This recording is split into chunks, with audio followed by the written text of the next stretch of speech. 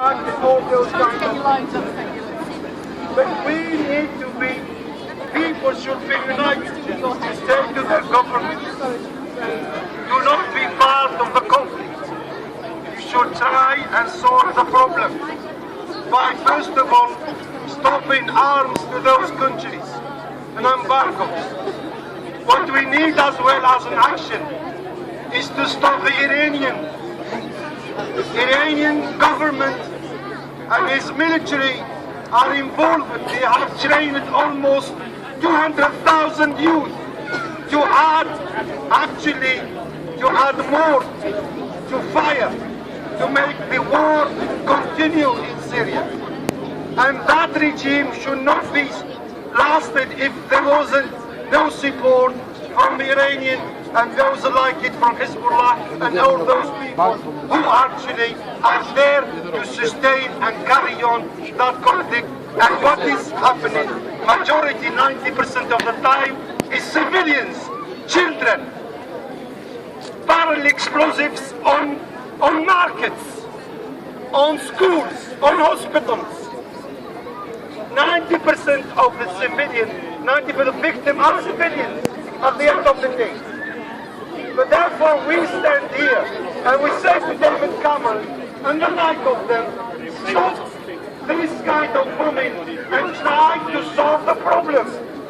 United Nations, the Security Council, because of the veto of China or Russia, it is redundant.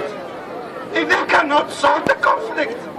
For goodness sake, we had 2 wars, we lost almost 70 million people.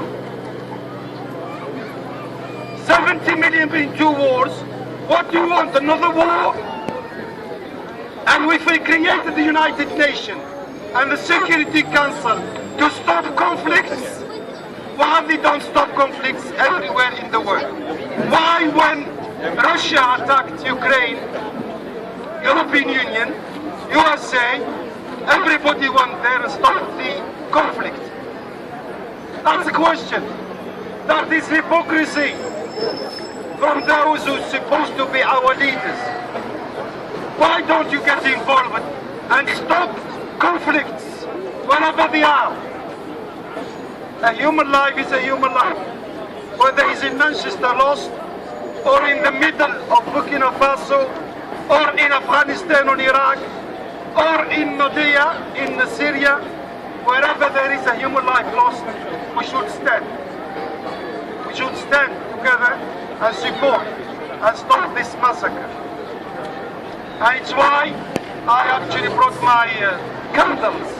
You want to stay up to Maghrib, sunset, we'll actually light some candles for the dead, whether it's in Burkina Faso or in Syria, in Turkey, in Afghanistan, wherever they are. Lost civilians, lost lives, and we ask our leadership to stop this kind of carnage by not sustaining conflicts and stopping an armed embargo about the region, no-fly zone, safe havens, therefore safety for those Syrians who are staying in their country and they don't want to go.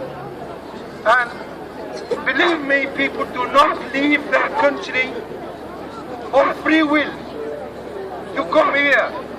Nobody actually likes to leave his country.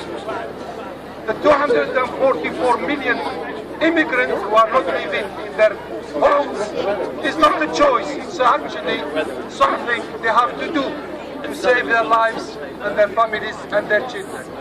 But we